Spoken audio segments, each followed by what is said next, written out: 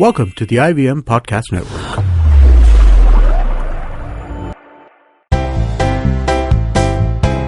You're listening to Keeping It Queer with Naveen Narona.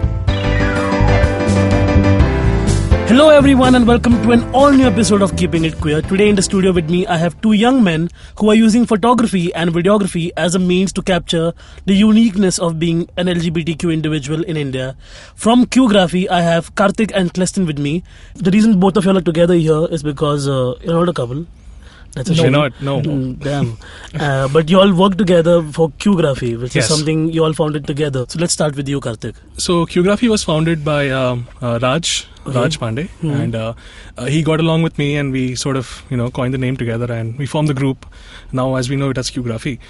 Kleston joined over a year ago, and he's part of the videography team. He's in charge of the whole videography initiative that we do. The whole aim of Qgraphy is to give something back to the community in return. Give back in the sense we do not want to really charge explicit amounts for photography as it is. We just want to make the community aware that we are there, we are here. If you want, we can always reach out to us, and we'll always be there for the community in terms of photography or whatever initiative you have. Because as I see, it's one of the most growing queer photography groups in India, and we'll get to know more about that as we go along. But before that, let's talk about you as people individually. So let's start off with Karthik. Tell us how it was for you. Where did you grow up, and what was life? I was born in Goregaon in Mumbai. Wow, So isn't that the place to be? it is. So yeah, I was born in Mumbai, and back then it was Bombay. So when I was growing up, I obviously, I was born in a Iyer family. My father is from Amritsar. My mother is from Palakkad. She's an Iyer. And Tambram, basically. Tambram. Yes, I'm a Tambram. So growing up in a Iyer family, it has always been orthodoxic, I would say, if that's a word, to look at gay men as effeminate or call them hijras or just a transgender, not knowing what the word gay means. So it was always a taboo at home to speak about gay men as such, and we would just look at an advertisement on television, and my family members would be just laugh at them. They just mimic them at times, and so it was pretty much a taboo when it came to talking about gay men. So it was difficult that time, but I obviously did not know what the word gay meant. But then that is later part of the story when I explored it more, and then I got to know about it. So it wasn't that great, growing up in a particular Iyer family that time. Especially in Goregaon. Especially in Yeah. Then you moved to Meera Road, isn't it? Yeah. What a downgrade.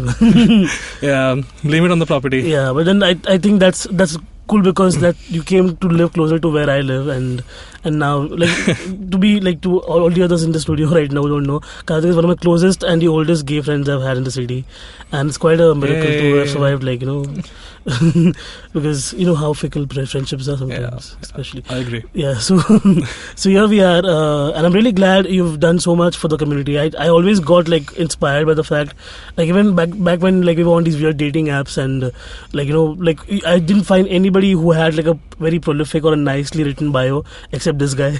So and Karthik had very very verbose and very nice, very poetic in a way. So I'm this guy seems like he speaks English, so let's talk to him.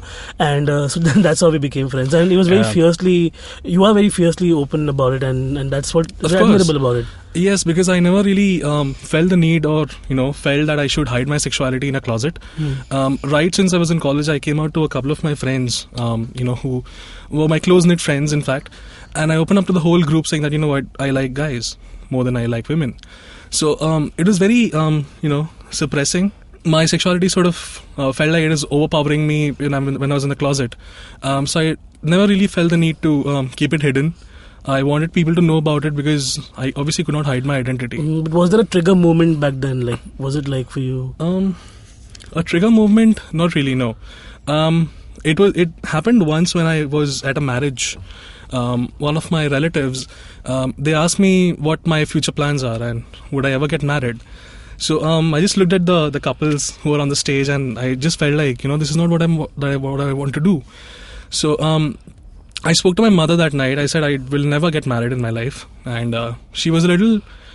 She just took it as a joke, and she became a little hyper. Most mothers do, eventually you'll want some. Yeah, so she's eventually you would want a child, you would want a wife. That's what marriages are for. Yeah. So that happened, and I was obviously, I was exploring my sexuality that time. When I was in college, that time, of course, the internet had just, come up, and I used to go to this cyber cafe and just Google the words gay, LGBT or lesbians. I never knew what the word lesbians meant that time. So it was always a we all do know what lesbian means at some point. Like when our straight friends are googling porn, that's one of the first things that they look for, and then you're trapped in the whole bargain of having to stare at two women. This is back then when the internet was a new thing. Yeah. So porn and sites were marking pages favorites was like a thing. Yes. And then somebody else would go to cyber cafe and open and they'd find all that. Is that how it was for you, Christine, as well, for most parts? Well, actually, I didn't realize about myself being queer for a long time because I was born in 86. I'm 30 now. So back then was at St. Andrews College, we really never spoke about it. Nobody spoke about it. There are a few gay guys in class who would sit together and feed each other, though they were not a couple. Wow. But a lot of people, laughed at them. A lot of students laughed at them. And I would sympathize with them without saying, look, I'm queer too. I didn't realize I was queer back then. We didn't have as much internet or dating sites back then. True. It was just you'd see people like you, but you never realize that you're the same too. Though there's something in there subconsciously knowing that, you're different. You remember checking out guys, but you still talk to girls, you flirt with girls, but don't really know that's not you. So what was your age when you actually realized that you wanted to be, choosing one orientation? I think somewhere I was pretty late, 24, 25, when I was just getting to my post-graduation after 3 years work experience. I started liking a guy at my photography class, and that's why I realized if I like guys, am I really straight? Was he a muse? No, he was a co-photographer. So, yeah. But then you did capture some shots on the side. I wish. But that's what people usually believe, that with puberty comes the orientation factor, right? Like you realize when you're either in 14 or 15 years of age, or when you grow up. But then not many people believe that in your late 20s also you can discover. People who get married discover much later. Yes. And they're like, shit dude, what did I get myself into? But so how do we, I don't know, is there because we play the blame game all the time, right? We tell married guys don't get married if you're gay, but if they don't know by the time they're getting married, and later when they do find out, they are still feeling vulnerable at that point. True. So how do we how do we play the game properly here? I think personally, sexuality, I've always realized that sexuality is a process. You never know when you realize that you're maybe a gay guy, a lesbian, or a part of just queer, for that matter. It keeps evolving. But all the define time. queer for me then. If you say just queer, then how do we define those parameters? So queer as a term, it used to be really offensive back in the 60s and the 80s. Yeah, when the whole lobotomy used to happen. So queer is a term is basically something that doesn't define a man as gay, a woman as lesbian. It is just a term, queer, which means your gender is fluid. Correct. You can just involve yourself with anyone for that matter. So it just keeps evolving that way. So now we have a lot of extensions. So we had the LGBT movement, and then we now have QIA, and it goes beyond that as well. It does. And that's shows the inclusivity of the whole idea, right? We're one big happy family, and the idea is to not have this. Not have an LGBT and just be like humans, True. But as long as we so the beautiful thing is we're expanding in that rate, and we're taking on more people who are not MSM or just not cis. So that kind of thing. So I think as we expand, we really reach out to people, and people I don't know if you see a lot of people are questioning their sexuality. A lot of people are like, why not? True. It's not a choice, but it's why not? If people are doing it, then what's holding us back?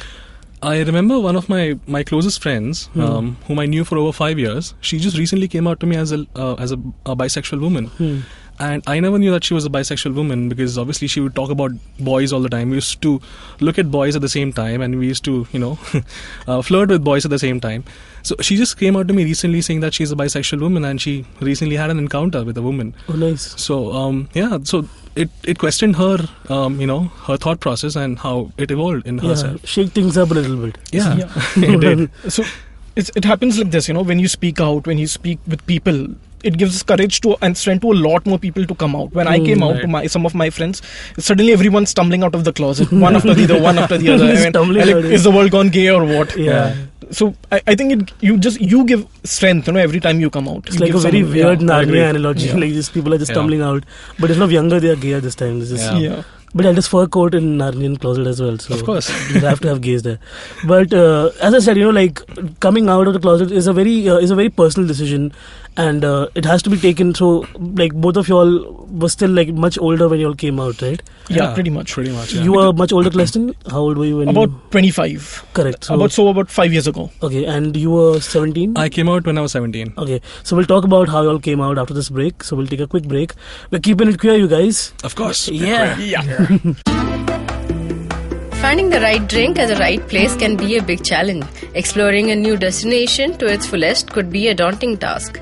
So tune in every Friday and listen to the Drinks and Destinations podcast with Rajita and Samira, who introduce you to the world of fine wines, beer, spirits, and travel. You can subscribe to us on iTunes, SoundCloud, Audioboom, or any other local podcast app. Hello and welcome back everyone to Keeping It Queer. We are here with Karthik and Cleston, and we were just talking about how it was for us to first come out of the closet. So let's talk about that in detail. You were 17, Karthik. How Yes. was it? You were like still a teenager, Yeah. and it must have taken a toll on you. How was it? I started working when I was 17. So I used to, when I used to work, I used to go to my office place and I used to Google for these terms and explore more about the whole gay community. But weren't you scared in your office somebody would like find out? No, I was the only guy working that time. What? So because me and there was my boss who used to come in pretty late to work. That's a fantasy right there. I'm just saying. Okay, moving on.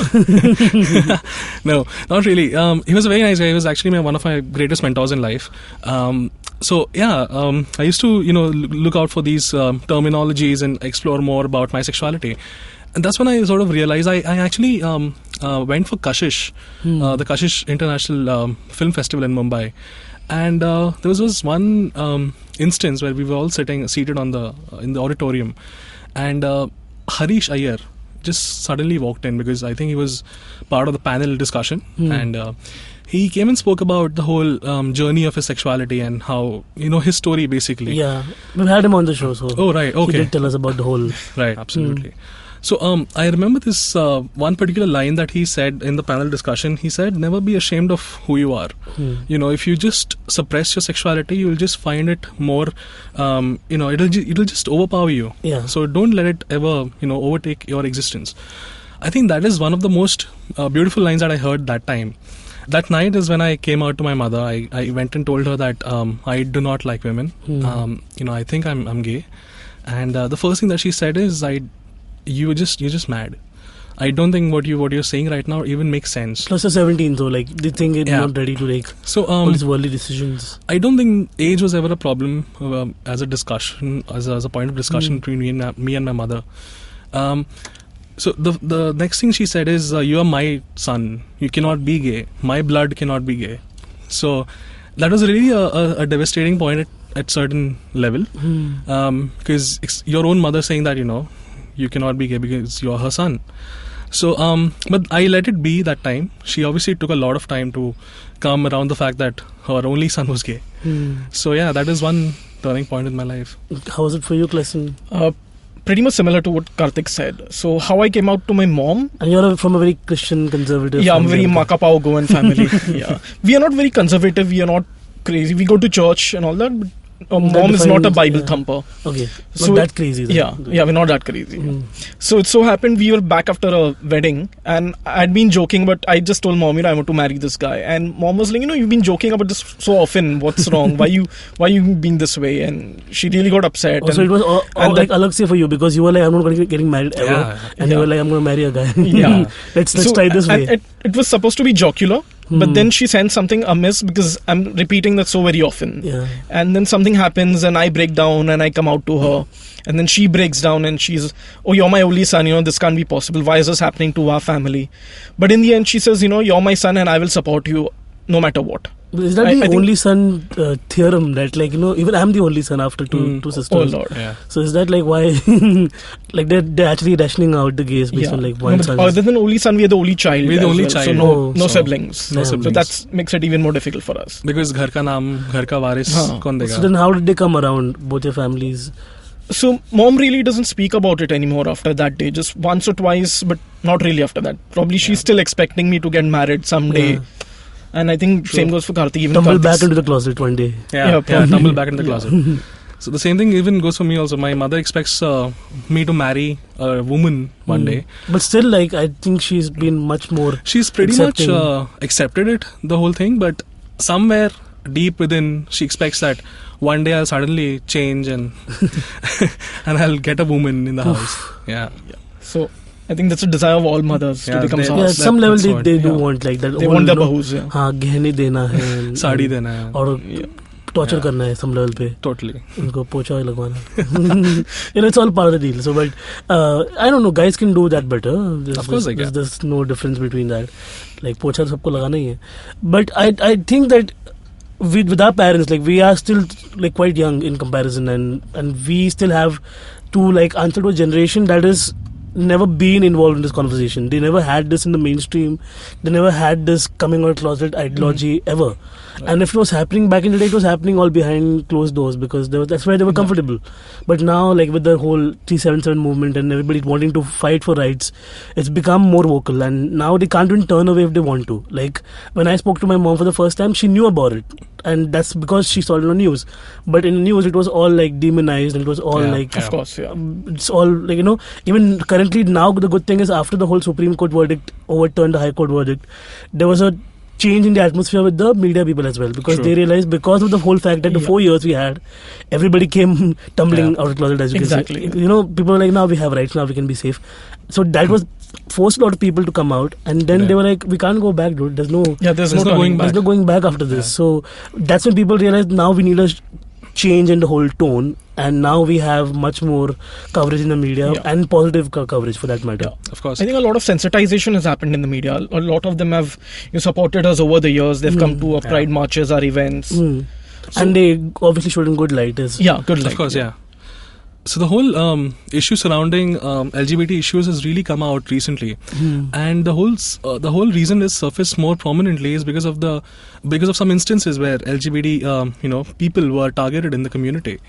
I think that's a very nice thing, because each and every happening in the community or something that is taking place, like for an example an event, even that is highlighted very nicely in the media today. So I think that's very important. We have had our own Qgraphy photo walks wherein we had non-community members, straight people turning up for the photo walks and really interested in photography as a passion. So yeah. Even one of our admins is straight. She's a Yeah. heterosexual girl. So And it's not just about being queer when Yeah. it comes to our photography. Exactly. We don't roam around and with we pink need cameras. We need to be more True. open to allies as well. I Yeah, think of sometimes course. we form such cliques that we don't really Yeah. give others a chance to also involve. I think the whole idea, as I said, to have the whole label to be humans and not Of course, LGBT yeah. and, Yes. and QIA, and we have to keep that one idea together. Yeah. And I think y'all are doing a beautiful job, because I remember looking through the last 2-3 years of Pride photos, and most of them the credit goes to Qgraphy. And the most stellar photos capturing the rainbow, like say, capturing the beauty of Bombay and its old school charm, and so like I think photography is a very important medium to understand, like for example, two guys kissing, for that matter. Some people get so riled up and Yeah, disgusted, yeah. but some people see the beauty of like the fact that people are in love, dude. It's that simple. Exactly. Yeah. And I've seen so many of the photos. Again, credit to Qgraphy. And I want to know how the whole journey came through and how you all formed the whole thing together. So can we get a little bit of gist of how it first came together and then how it built up? So this is back in October 2014 when we remember there was one thread in Yariyan, which is a prominent LGBT youth-oriented group formed by the Humsafar Trust. And there was this one thread which spoke about photography as a passion and how, what your likings are in photography. Raj Pandey, who is the founder of Qgraphy, he had this idea of forming a platform for photography enthusiasts, professional and amateurs. So he approached me and we sort of discussed this whole thing, and we formed the name. We got the name Qgraphy in the picture. Earlier it was another name where we thought the name was really long, but we reduced it to Qgraphy. What was it? It was called Queerography. Yeah, it's a lot of words. Yeah, a lot of words in there. A lot of alphabets. Yeah, so we just shortened it to Qgraphy, and we formed a group, a secret group on Facebook. Of course, we did not want non-discreet or discreet members to feel uncomfortable in the midst. But we do have to maintain a certain level of secrecy on We Facebook. do. And that's We a do. weird We thing do. again. Why is. should we have to? But we have to. Yeah. Because it's scary. Because a lot of people are still in the closet. In the closet, want to be a part of it, Yeah, yeah. we just want to respect that. Yeah, we respect the spaces and the right to privacy. That's true. So that's how we sort of formed. We formed as a photography group where we wanted people to just share their work in photography with other people, sort of mingle with other photographers and just sort of share their talent. What started off as just a photography group, we also introduced theme week contests for both professionals. Which change and every Wednesday to Wednesday. Yeah, we have these theme weeks every Wednesday to Wednesday. We started volunteering for queer events. Especially we started off with Kashish. Correct. And these most of the queer events don't have that many photographers capturing it, Right. Because they don't really have the Most of the time they never hire any professional Yeah, photographer, correct. or there's no photographer at all capturing. because it's all So crowdfunded small time yeah. gatherings. You don't Right. have the money to. Yeah. So, but then to see what happens in there, you have to have some kind of view to it, right? And Yeah. that's what you guys brought in. Right. So like I said, we started off with Kashish, and then we moved on to cover the Pride March, which was a big deal that time. Covering the Pride March was like a stepping stone for us, because the whole Pride month itself is so colorful, it's so vibrant. There are like so many events every weekend. So to capture each and every event is unique. It's different. The concept is different. So to cover each and every event, it was itself was a very big, a challenge. But at the same time, it was very interesting and exciting. That's when we got on board and we started, doing photography for the community.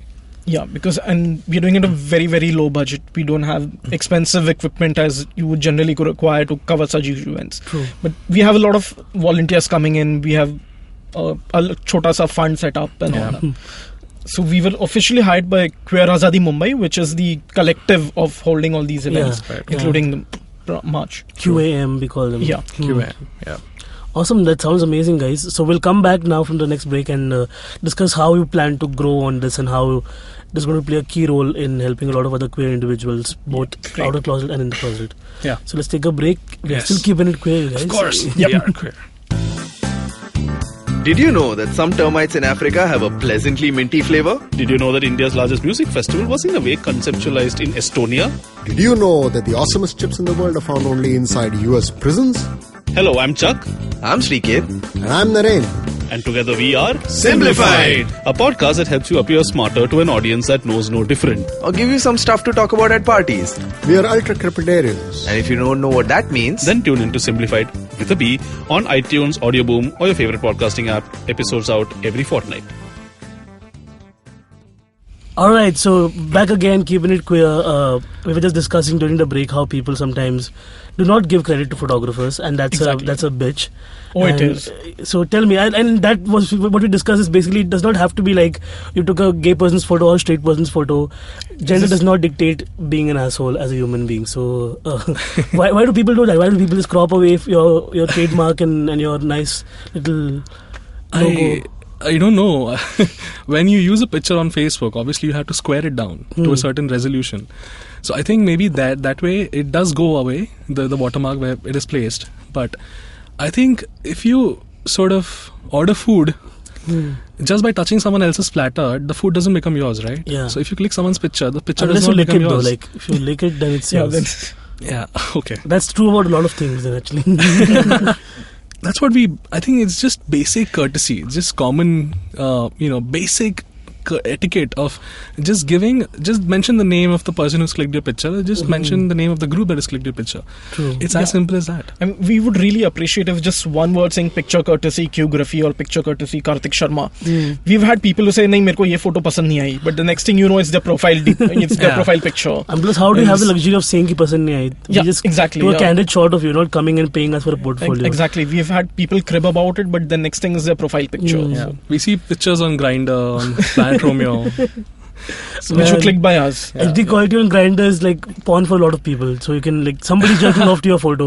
You can be so You pleased never know. about it.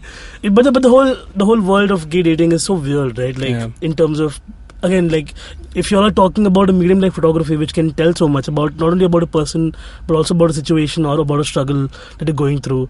On the other hand, we have these anonymous portfolios on these dating apps. They're all hiding, and basically, you understand that this discretion and everything. But then after a while, also when they don't disclose their photos, and you have to like really like, can I see your face? Can I see your face? Can I see your face? What do you take away from that?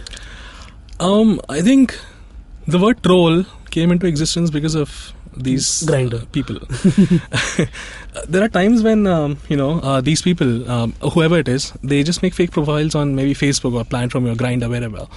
They just want to have fun. Yeah. Maybe just in Hindi, if I say khili udana or maze lena, that's what people want to do. And even after a certain point of time, these people do not want to disclose their identity because they're having fun. So the whole point of having fun, the cruise is going well. Yeah. So it really screws you over because you don't know who the person is. It is a little risky because you obviously the person doesn't disclose their name, did not have anything written on their profile, so you just feel a little skeptical about sharing anything with that person. And you have certain members of society like basically posing as gay, but they're actually trying to find out who you are, so you can. That's a major fear people have, and that's one excuse a lot of people give. But after being on these sites for so many years, I think the more you accept it fiercely, they can't do jack shit. That's the whole point. Yeah, and sometimes there's a case where this guy pinged me, Cleston, I know you and all that, but he would not disclose who he was. Yeah.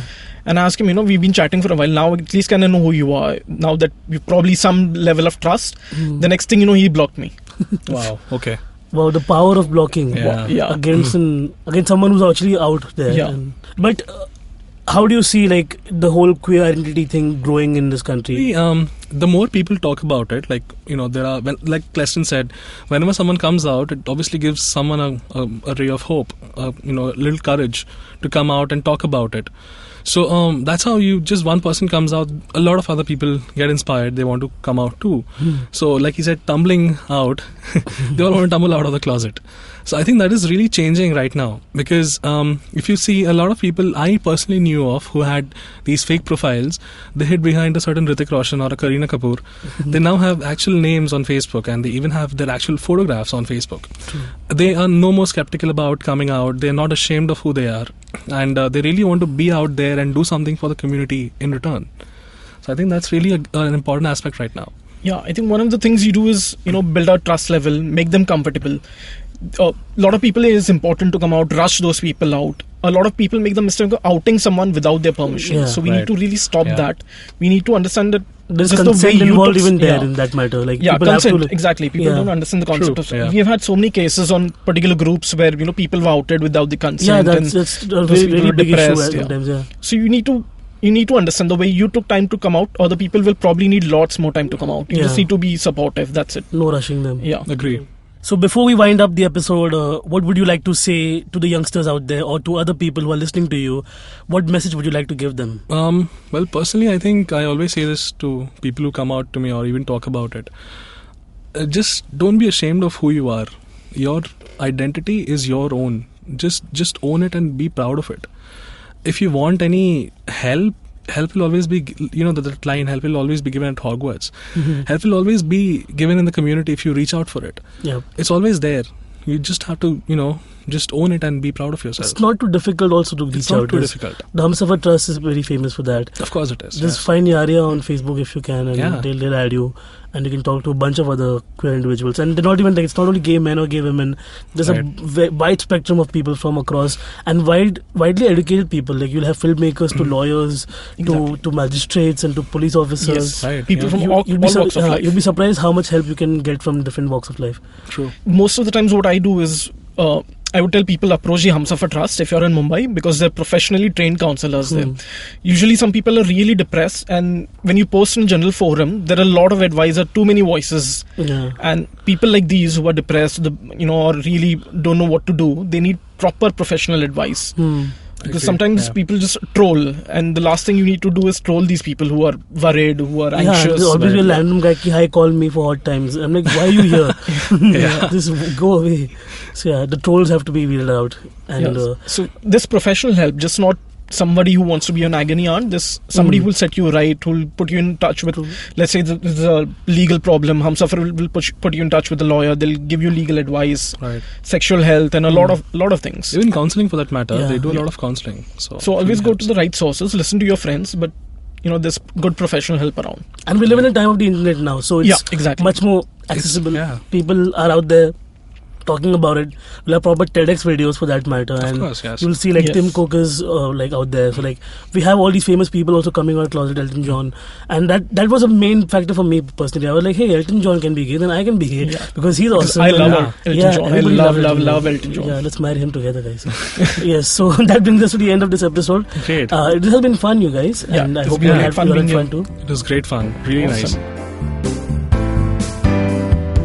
Well, if you enjoyed the show, you can listen to more of it on any of the podcasting apps you like.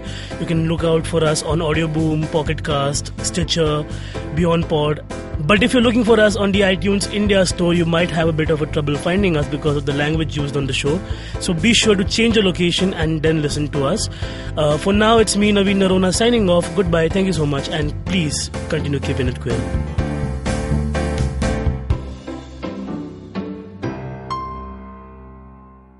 Hey man, just help me out, man. I need some podcast, man. I haven't had a fix in a week. Just need some.